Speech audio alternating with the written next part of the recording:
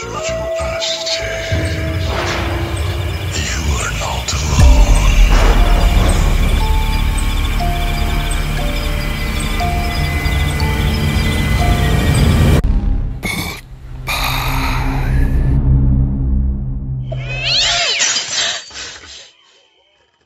আপনাদের সবাইকে স্বাগতম জানাচ্ছি আজকের এই এপিসোডে। আজকের এই এপিসোডটি বিশেষভাবে তাদের জন্য যারা ভৌতিক ঘটনা শুনতে পছন্দ করেন।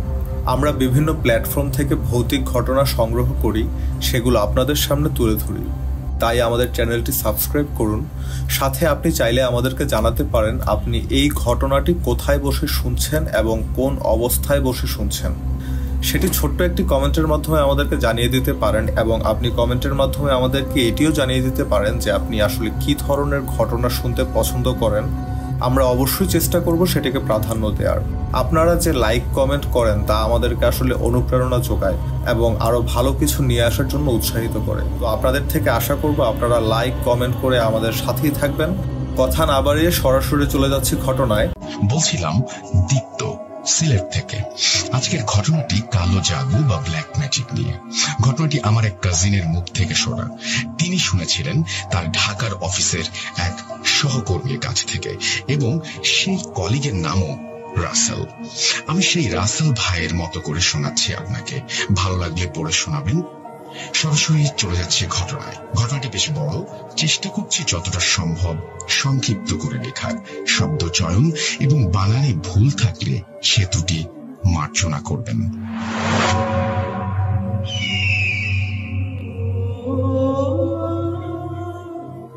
আমরা 3 ভাই, আমি দ্বিতীয়। ঘটনাটি ঘটে 2013 সালে, যখন আমার বড় ভাইয়ের সবেমাত্র বিয়ে হয়েছে। আমি তখন জগন্নাথ বিশ্ববিদ্যালয়ে মাস্টার্স পড়ছিলাম এবং আমার ছোট ভাই রাজীব ক্লাস 9-এ পড়ে। আমার এবং ভাইয়ার চেয়ে আমার ছোট ভাই রাজীবের বয়সের পার্থক্য যেহেতু অনেক বেশি, তাই সে আমাদের পরিবারে সবার কাছে ভীষণ আদরের। 2013 সালের ফেব্রুয়ারির 20 তারিখ আমার ভাইয়ের বিয়ে হয়। বিয়ের পর প্রায় 2 মাস পরে, পহেলা বৈশাখের 3-4 দিন পরেই আমার ভাইটি খুব রহস্যজনকভাবে মারা যায়। সেদিন রাত 8টার পরেও আমাদের কাছে বায়না করলো যে ওর এক বন্ধুকে নিয়ে নাইট শোতে সিনেমা দেখতে যাবে। আমরা সবাই আপত্তি করছিলাম, কিন্তু ওর জেদের কারণে হার মানতে বাধ্য হলাম। নাইট শো দেখে ফেরার পথে ওর বন্ধুর বাড়িটা আগে পড়ে, তাই বন্ধুটি আগে বাসায় চলে যায় এবং প্রায় 10 মিনিটের পথ ওর একা একা হেঁটে আসার কথা ছিল। আমরা সবাই ভয় পেতে শুরু করি, কারণ রাত 3টা বেজে যাবার পরেও সে বাসায় ফেরেনি। তারপর আমি এবং বাবা অন্ধকার রাতে বাইরে বেরিয়ে খুঁজতে শুরু করি। খুঁজতে খুঁজতে আমরা যা আবিষ্কার করি তা দেখার জন্য আমরা মোটেও প্রস্তুত ছিলাম না। বাসার কাছাকাছি একটা কবরস্থানের প্রাচীর সংলগ্ন একটি বড় আম গাছে রাজীবের ঝুলন্ত দেহ ঝুলে আছে। তার পোস্টমর্টম করানো হয় এবং তাতে ধরা পড়ে যে তাকে শ্বাসরোধ করে হত্যা করে তারপর তাকে গাছে ঝুলিয়ে দেয়া হয়। এই ঘটনায় স্বাভাবিকভাবে আমাদের সবার সন্দেহ ওই বন্ধুটির ওপরে পড়ে, কিন্তু ওদের হাউজিং কমপ্লেক্সের সিঁড়িঘরের সিসি ক্যামেরার ফুটেজ ক্লিপে দেখা যায় যে 12টার দিকে সে বাসায় ঢুকে পড়ে এবং এরপর কোথাও বের হয়নি। কাজেই এই ক্ষেত্রে তার বিরুদ্ধে লিগালি স্টেপ নেবার কোনো অপশন ছিল না। তাই এই ঘটনা নিছক একটা দুর্ঘটনা মনে করে তার জানাজা ও কবর দেয়া হয়। পরে আস্তে আস্তে পুরো বিষয়টি স্বাভাবিক হয়ে গেলে বাবা বিষয়টিকে মোটেও স্বাভাবিকভাবে নিতে পারছিলেন না। তিনি তখনও মনে মনে ভাবছিলেন তার ওই বন্ধুটি তার ছোট ছেলেকে প্রতিহিংসাবশত খুন করেছে। আমাদের পরিবারের সবাই ঘটনাটি মেনে নিলেও বাবা কোনোদিন তাকে ক্ষমা করতে পারেননি। রাজীব বাবার খুব আদরের হওয়ায় বাবা শোকে দুঃখে উন্মাদের মতো হয়ে গেলেন। তিনি মনে মনে সিদ্ধান্ত নেন দেশের আইনে যখন কিছু করার নেই, তিনি নিজের হাতে ওকে সাজা দেবেন ব্ল্যাক ম্যাজিকের মাধ্যমে। তিনি গোপন একজন তান্ত্রিকের খোঁজ করতে থাকেন এবং একজন কালো জাদুকরের সন্ধান পেয়ে যান। এই তান্ত্রিকের কাছে তিনি তার সব ঘটনা খুলে বলেন এবং তার এখানে আসার কারণটা উল্লেখ করেন। সবকিছু শুনে তান্ত্রিক বাবাকে আশ্বাস দেন, তবে তিনি শর্ত দেন যে তাকে 5000 টাকার দক্ষিণা দিতে হবে। তিনি যেমন করে বলবেন বাবা ঠিক তেমন ভাবে সবকিছু করবেন, এটাই হচ্ছে নিয়ম। সামান্য অন্যথা হলেই সব বিফলে যাবে। এবং বাবা জেনে শুনে অন্যের ক্ষতি করছেন, সেজন্য বাবাকেও ক্ষতিপূরণ দিতে হবে। কি ক্ষতিপূরণ সেটা তিনি পরে জানাবেন। বাবা সেই লোকের প্রতিটি শর্ত মেনে নেন।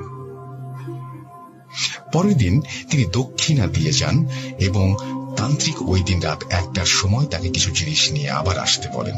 যা যা আনতে বলেন সেগুলো হলো যে আম গাছে ঝুলন্ত অবস্থায় তাকে পাওয়া গিয়েছিল, সেই গাছের একটি ডাল, রাজীবের কবরের এক মুঠো মাটি, কবরস্থানের পুরনো লাশ থেকে একটা খুলি, একটা লোহার টুকরো এবং বড় একটি আস্ত রসুন। তিনি বলেন যে তুই যখন কবর খোঁড়াখুড়ি করবি তখন তোকে অনেকভাবে বাধা দেওয়ার চেষ্টা করা হবে, অনেক বাধা বিপত্তি আসবে, কিন্তু তুই কোনো দিকে তাকাবি না, কোনো কিছুর তোয়াক্কা করবি না, তাতে করে তোর প্রতিশোধ তুই নিতে পারবি না। সেদিন আমরা সবাই খুব তাড়াতাড়ি শুয়ে পড়ি, কারণ সেদিন সারা দিনে আমাদের ওপর দিয়ে খুব ধকল গিয়েছিল। সবাই ঘুমিয়ে পড়ার পর রাত 12:15টার দিকে উনি কোদাল হাতে চুপিসারে বেরিয়ে যান এবং ঘর থেকে একটা রসুন এবং লোহা নিয়ে যান। পরবর্তীতে তিনি আম গাছের ডাল ও মাটি জোগাড় করে ফেলেন। তখন তিনি একটি পুরনো কবরের মাটি খুঁড়তে শুরু করলেন। ঠিক তখনই কবরস্থানের প্রাচীরের ভেতরে প্রচুর ঝড় বৃষ্টি এবং বাজ পড়া শুরু হলো। কবরস্থানের চারিদিক থেকে ওনার নাম ধরে অনেকে ডাকাডাকি শুরু করলেন এবং বাতাস বইতে থাকে, যে বাতাসের ঘূর্ণিতে উনি মাটিতে পড়ে যান। বাবা ভীষণ ভয় পান, কিন্তু বাবা উঠে দাঁড়িয়ে কোনো কিছু তোয়াক্কা না করে সফলভাবে খুলি বের করে আনেন এবং রাত 1টার মধ্যেই ওই তান্ত্রিকের কাছে পৌঁছে যান। তিনি ঘরে ঢোকা মাত্রই তান্ত্রিকের গমগমে গলার স্বর শুনতে পান। আমি জানতাম তুই পারবি, আয়, এগুলো নিয়ে ভেতরে আয়। বাবা কাঁপতে কাঁপতে এগুলো নিয়ে ওনার কাছে যান এবং তান্ত্রিক বলে, তোকে আরো একটা কাজ করতে হবে। আমি এখন এগুলো মন্ত্র পড়ে একটি বাক্সে ভরে দেব। এই বাক্সটা নিয়ে তোকে ফজরের আজানের আগেই যে বাড়ির ছেলেকে তুই কালো জাদু করতে চাস তার বাড়ির 25 হাত আশেপাশের মাটিতে পুঁতে দিয়ে আসতে হবে। যদি রেখে আসতে পারিস তবে 1 রাতের ভেতরেই তোর উদ্দেশ্য হাসিল হবে। যদি না পারিস তবে তোর কপালে খারাপ কিছু আছে। কাল রাতে আবার আসবি। বাবা কোন রকমে ফজরের আগে একটা হাউজিং এর ভেতরে পুঁতে আসেন।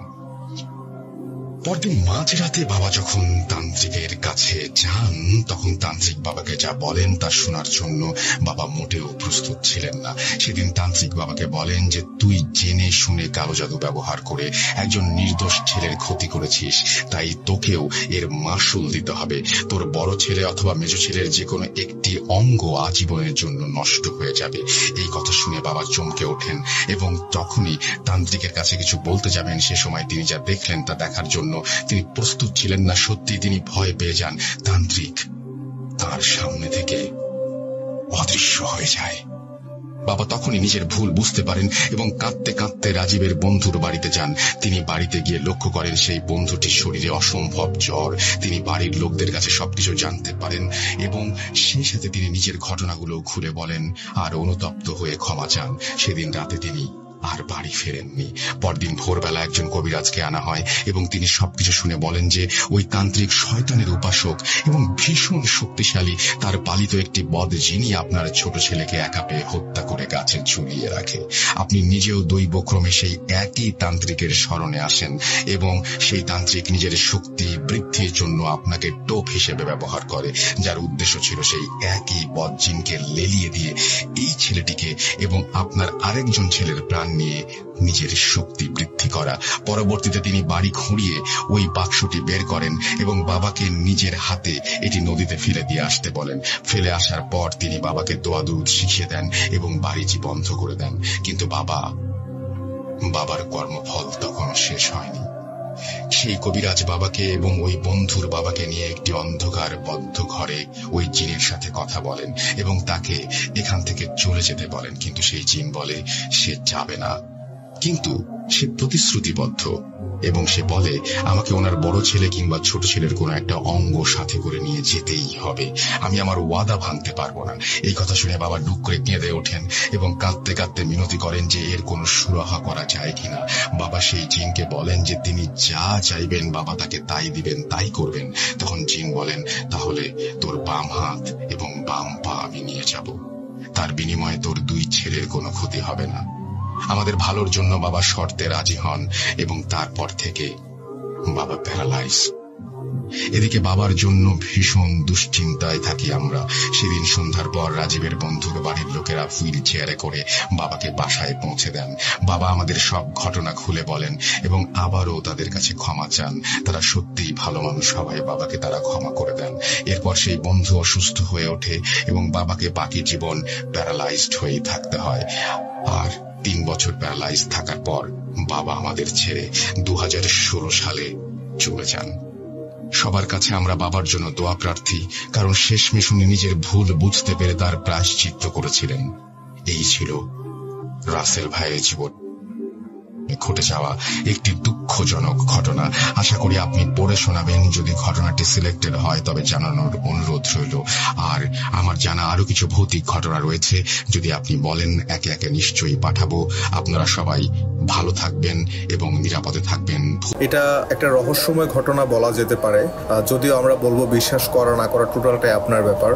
এই ধরনের রহস্যময় ঘটনা যদি আপনি আরো শুনতে চান তাহলে অবশ্যই আমাদের চ্যানেলটি সাবস্ক্রাইব করবেন, এবং আপনি যদি চান আপনার জীবনে ঘটে যাওয়া ঘটনা আমাদের সাথে শেয়ার করবেন তাহলে আমাদের ডিসক্রিপশন বক্সের মধ্যে আমাদের ইমেল অ্যাড্রেস দেওয়া থাকলো, সেটির মধ্যে আপনি চাইলে আপনার ঘটে যাওয়া ঘটনাটি ইমেলের মাধ্যমে আমাদেরকে জানাতে পারেন। আমরা সেটি অবশ্যই পড়ে শোনাবো। ধন্যবাদ, আশা করি ভালো থাকবেন। সবাইকে আল্লাহ হাফেজ।